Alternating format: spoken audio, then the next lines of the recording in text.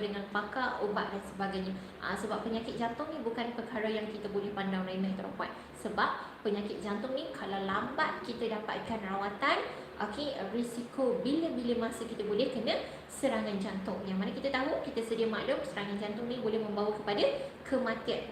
Dan juga boleh menyebabkan stroke dan sebagainya lah. So kalau penyakit jantung, once kita dah ada simptom, jangan tunggu.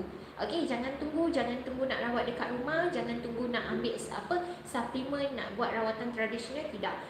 Terus dapatkan rawatan.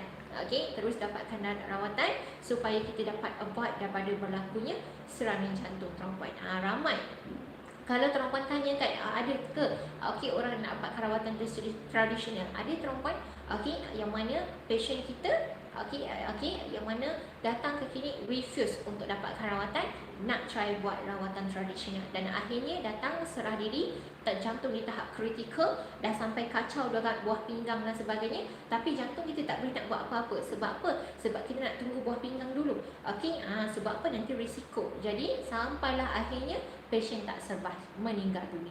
Jadi tuan-puan, itu kata penyakit jantung ni kita tak boleh tunggu. Once kita dapat detect dia, terus kena dapatkan rawatan lah. Dan